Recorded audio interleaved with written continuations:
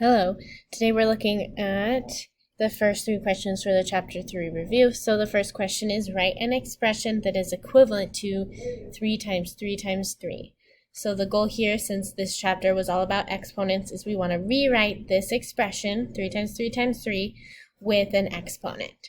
So since we're multiplying three of these numbers together, our base is that number that we're multiplying, so the factor we're multiplying together. So our base is 3, and our exponent is how many of them that we see.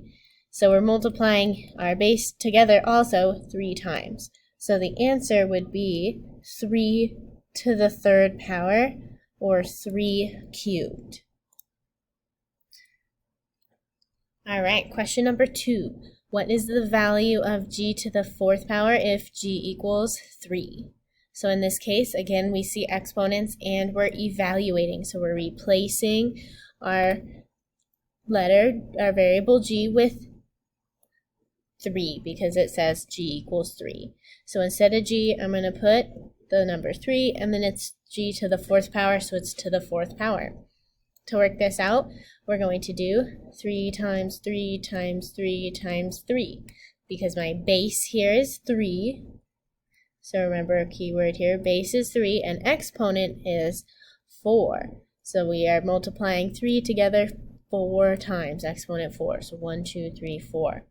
And then we can work that out even farther. So we can evaluate this and get a value of 81. So our answer would be 81. And we would call this the value. That's what it actually equals. So 3 times 3 times 3 times 3 equals 81. All right, question number 3.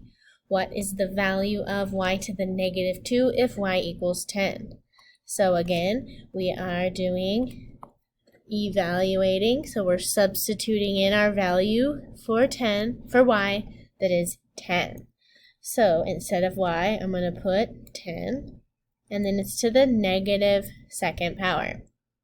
Now remember, we use the reciprocal or the multiplicative inverse when we see negative exponents. So first thing we need to do is make it into a fraction and use our reciprocal. So it's going to become 1 over 10 to the second power. Parentheses are optional here.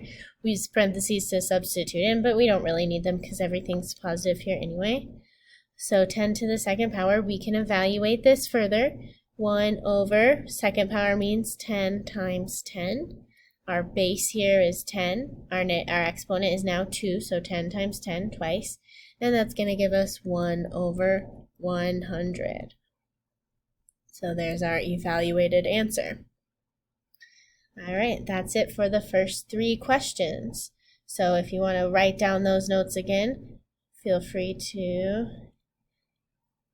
kind of pause the video here and write those notes in there, and you should be good to go. All right, enjoy.